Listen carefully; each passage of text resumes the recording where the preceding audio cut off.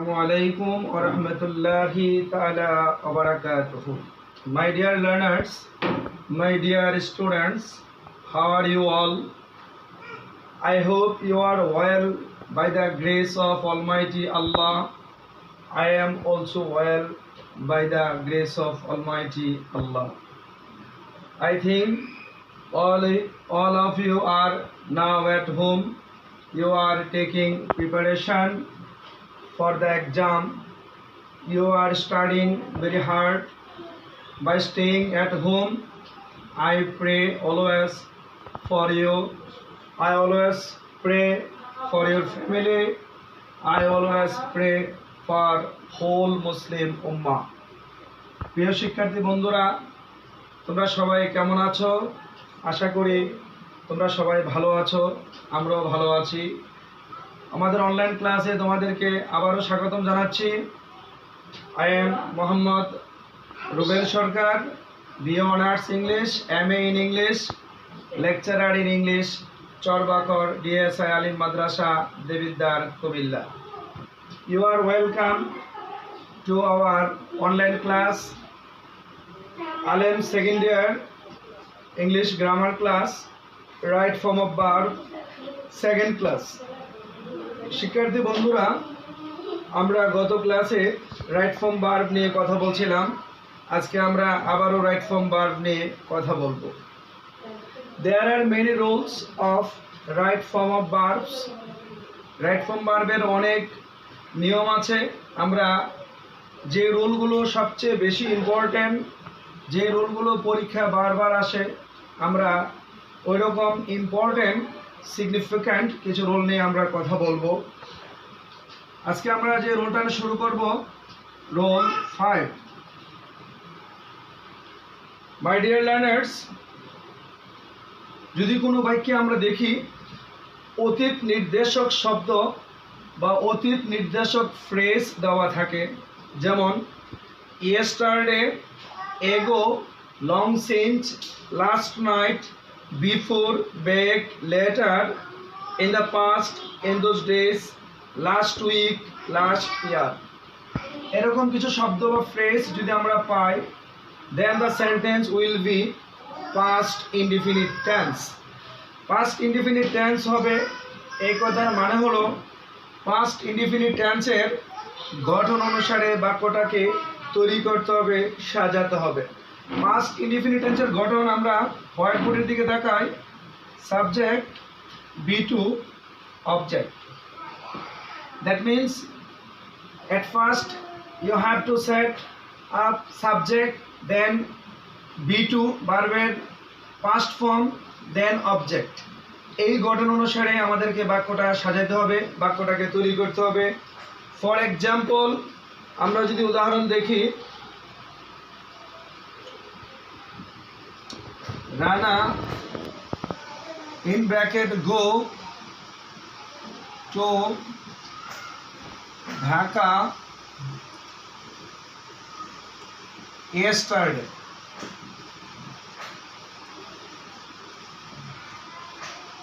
প্রিয় শিক্ষার্থী বন্ধুরা, তোমরা খেয়াল করো, ভালোভাবে দেখো।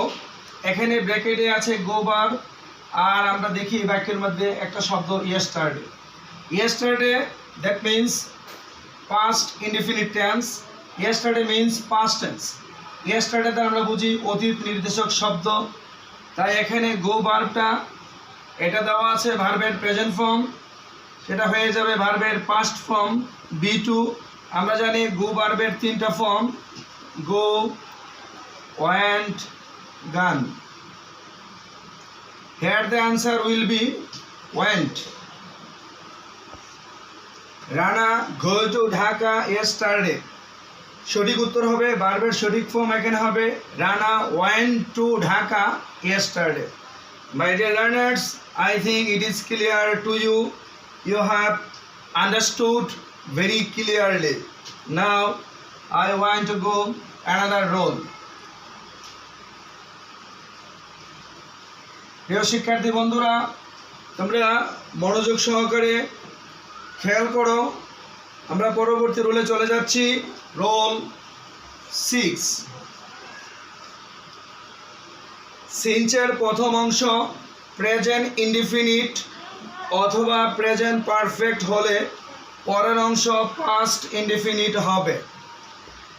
কোনো বাক্যের মাঝখানে যদি সিঞ্চ দেওয়া থাকে, সিঞ্চ দ্বারা যদি বাক্যটা যুক্ত থাকে, if the first part is present indefinite or present perfect, then second part will be past indefinite. শিক্ষার্থী বন্ধুরা আবারও খেয়াল করো, if the first part of a sentence present indefinite or present perfect, then second part will be past indefinite. যদি বাক্যের মাঝখানে since দেওয়া থাকে আর সিঞ্চের প্রথম অংশ প্রেজেন্ট ইনডিফিনিট অথবা প্রেজেন্ট পারফেক্ট হয়, তাহলে পরের অংশ হবে পাস্ট ইনডিফিনিট। আবার দেখো আরেকটা রুল একসাথে, if the first part is past indefinite, then second part will be past perfect. যদি সিঞ্চের প্রথম অংশ পাস্ট ইনডিফিনিট হয়, তাহলে পরের অংশ হবে past perfect. For example, look at the whiteboard. তোমরা বোর্ডের দিকে তাকাও। এখন আমি তোমাদেরকে দুইটা এক্সাম্পল দিয়ে বোঝানোর চেষ্টা করব ইনশাআল্লাহ।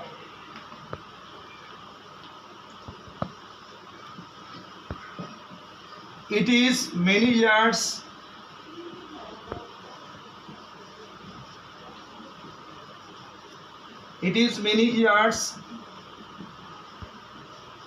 since Rana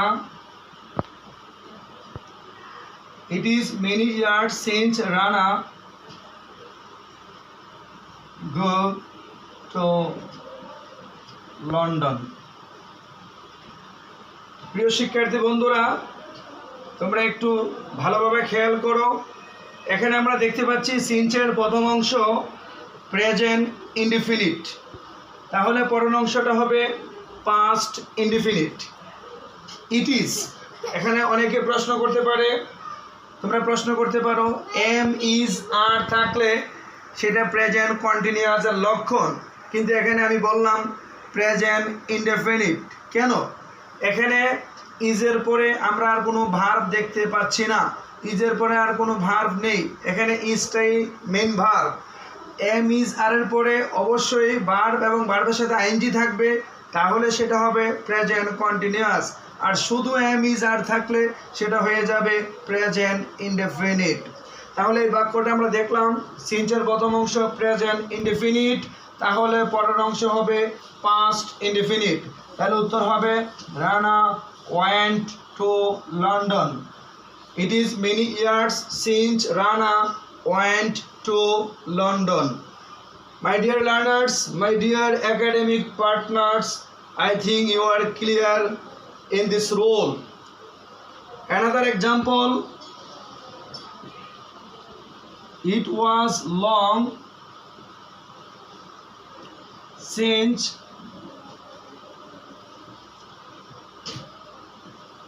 Meena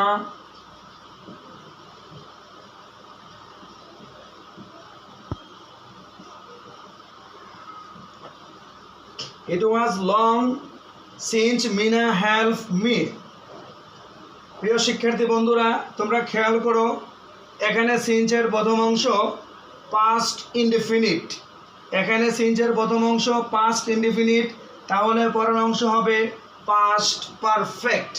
তাহলে আমরা জানি পাস্ট পারফেক্টের গঠন সাবজেক্ট হ্যাড মূল ভার্বের পিপি অথবা আমরা বলি বি3, সাবজেক্ট হ্যাড বি3 প্লাস অবজেক্ট। পাস্ট ইনডিফিনিটের স্ট্রাকচার বা গঠন অনুসারে আমরা এখানে লিখব Mina had helped me, Mina had helped me. তাহলে উত্তর কি দাঁড়ালো? It was long since Mina had helped me. যেহেতু সিন্সের প্রথম অংশটা পাস্ট ইনডিফিনিট, পরের অংশটা আমরা করলাম past perfect. I think it is clear to you my dear learners, my dear students. Now I want to go another role 7.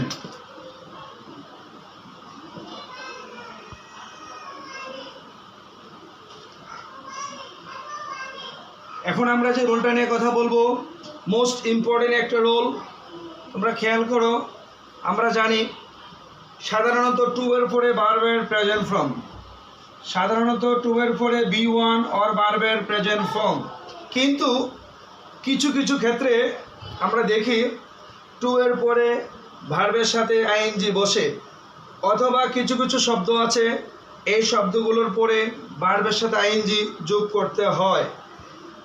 এরকম কিছু ওয়ার্ড অথবা কিছু শব্দ আমরা দেখব। Mind, start, stop, with a view to,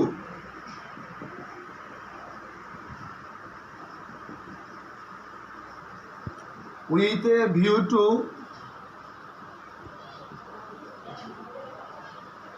look forward to, with a view to, look forward to, get used to,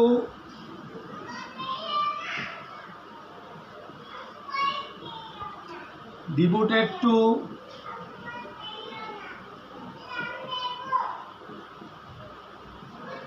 prefer to। এগুলো phrase, এগুলোর পরে ভার্বের সাথে আইএনজি যোগ করতে হয়। উইথ এ ভিউ টু তার বাংলা অর্থ হবে উদ্দেশ্যে, লুক ফরওয়ার্ড টু আশা করা, গেট ইউজ টু অভ্যস্ত, ডিভোটেড টু কোনো কাজে উৎসর্গ, কোনো কাজে মগ্ন, ভালোবাসা বোঝা, ডিভোটেড টু, প্রিফার টু অধিকতর বেশি পছন্দ করা। For example, look at the whiteboard।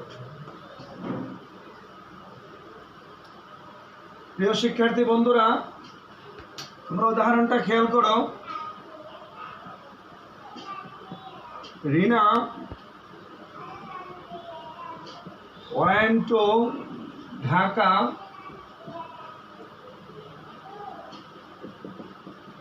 with a view to buy a book। আমরা উদাহরণে খেয়াল করি, রিনা went to Dhaka with a view to buy a book। আমরা আগে জানতাম টু এর পরে সাধারণত ভার্বের প্রেজেন্ট ফর্ম বসে, B1 বসে, কিন্তু এখানে আমরা টু এর পরে B1 বসাবো না, প্রেজেন্ট ফর্ম আমরা বসাবো না, যেহেতু এখানে আমরা পেয়ে গেলাম with a view to. With a view to অর্থ হলো উদ্দেশ্যে, উইথ এ ভিউ টুর পরে আমরা জেনেছি ভার্বের সাথে আইএনজি যোগ করতে হবে, তাহলে উত্তর হবে এখানে buying. My dear learners, my dear academic partners, please look at the whiteboard, look at the example. Rina went to Dhaka with a view to buying a book। এখানে বাইটা আইএনজি যোগ হয়ে গেল, বাইং হয়ে গেল। I think it is clear to you. Now I want to go another role, role 8.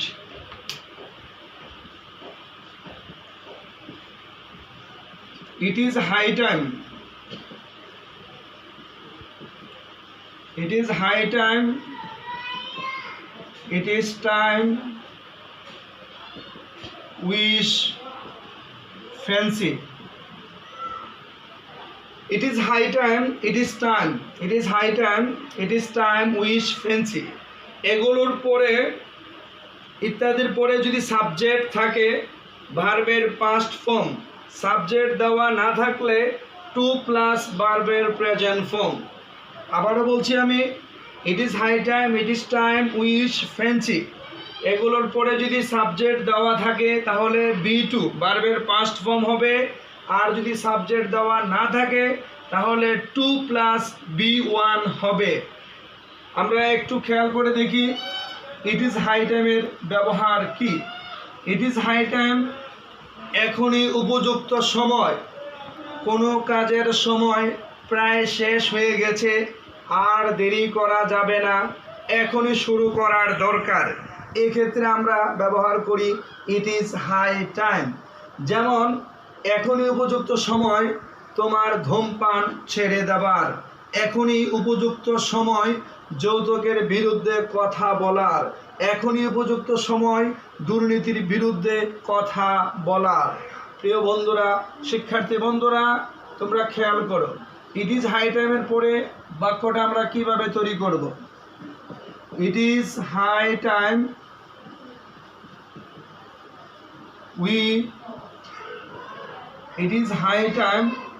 we change our food habit. It is high time we change our food habit. আমাদের খাদ্য অভ্যাস, food habit হলো খাদ্য অভ্যাস।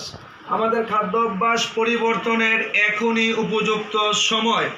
মাই dear learners, আমরা দেখি ইট is high টাইমের পরে হেয়ার আমরা দেখি একটা subject we.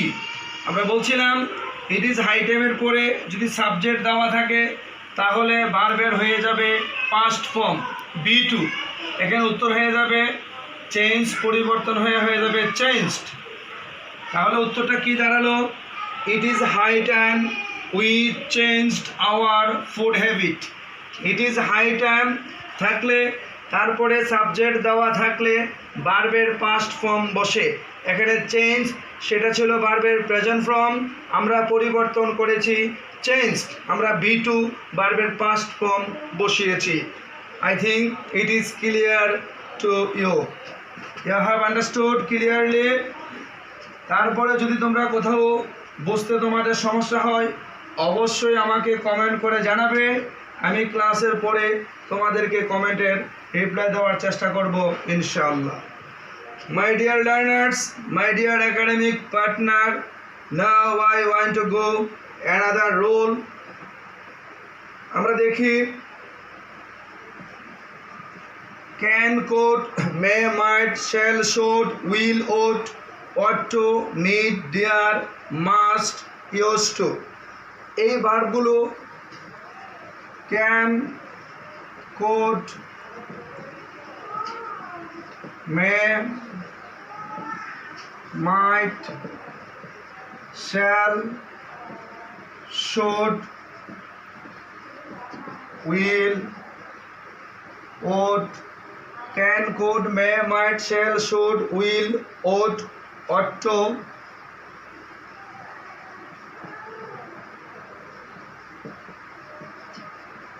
need, dare, must। এই ভার্বগুলোকে বলা হয় modal auxiliary verb. My dear learners, মনোযোগ সহকারে তোমরা শোনো। Can, could, may, might, shall, should, will, ought, ought to, need, dare, must, have to, has to। এই ভার্বগুলোকে মডাল অক্সিলিয়ারি ভার্ব বলা হয়। তোমরা ভার্বগুলোর নাম অবশ্যই মুখস্থ করে নেবে, তোমাদের অনেক কাজে লাগবে। বাস্তব জীবনে ইংরেজিতে কথা বলার সময় তোমাদের অনেক উপকারে আসবে। এই মডাল অক্সিলিয়ারি ভার্ব যদি আমরা কোনো বাক্যে পেয়ে যাই, এই মডাল অক্সিলিয়ারি ভার্বের পরে সব সময় মূল ভার্বের প্রেজেন্ট ফর্ম হবে। আবারও বলছি, এই মডাল অক্সিলিয়ারি ভার্ব যদি কোথাও দেওয়া থাকে কোনো বাক্যে, মডাল অক্সিলিয়ারি ভার্বের পরে সব সময় মূল ভার্বের প্রেজেন্ট ফর্ম হবে। For example,